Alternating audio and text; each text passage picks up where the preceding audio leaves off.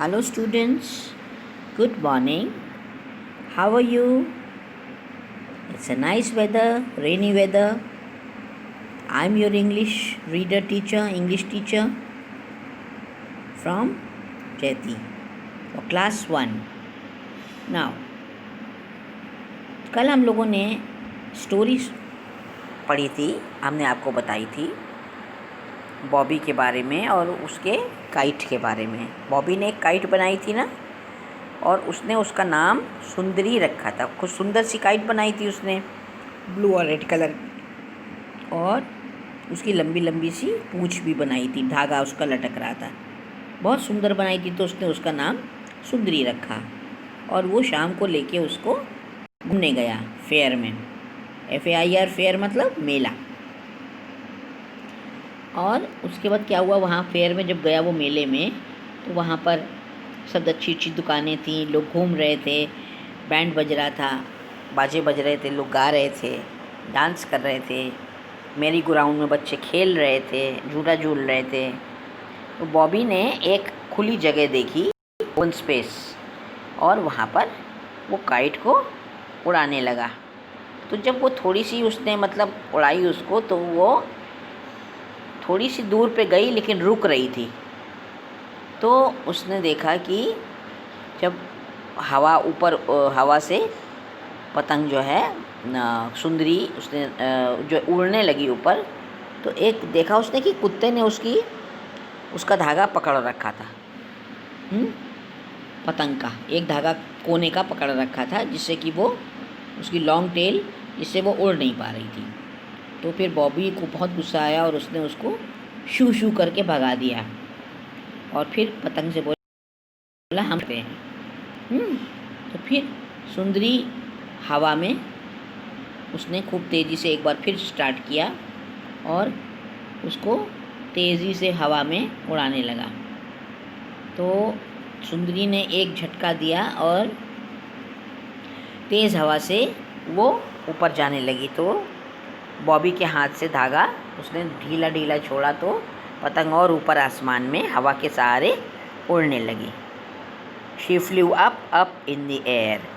और बॉबी बहुत खुशी से उड़ा रहा था सुंदरी को और एंजॉय कर रहा था। ठीक है, तो यही थी बॉबी की सुंदरी के बारे में story.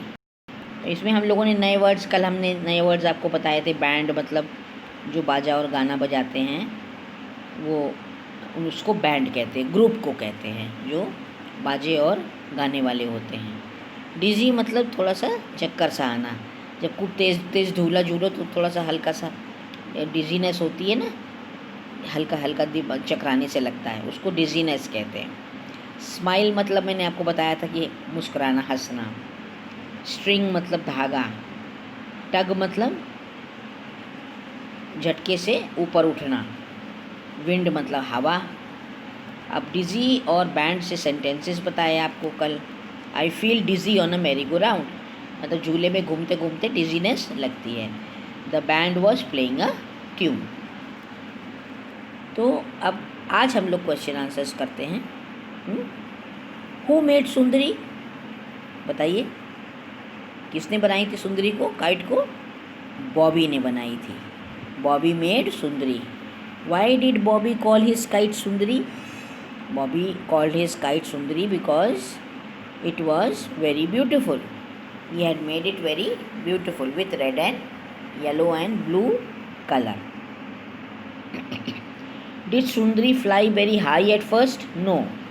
Sundari did not fly very high at first. What made Sundari real happy?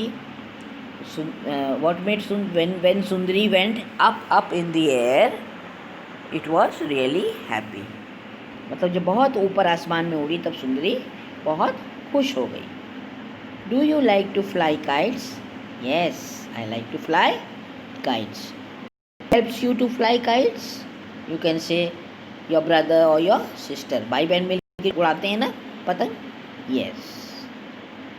Now इसमें एक्सरसाइजेस कुछ हम लोग करते हैं। Tick the objects you need to fly a kite. अब काइट को फ्लाई करने के लिए आपको क्या क्या चाहिए? रोलर चाहिए, स्टिक चाहिए, डंडी चाहिए जिस पे आप पतंग बनाओगे, पेपर चाहिए, सीजर्स चाहिए और ग्लू चाहिए। इतने आपको सामान चाहिए होते हैं एक पतंग में बनाने के लिए।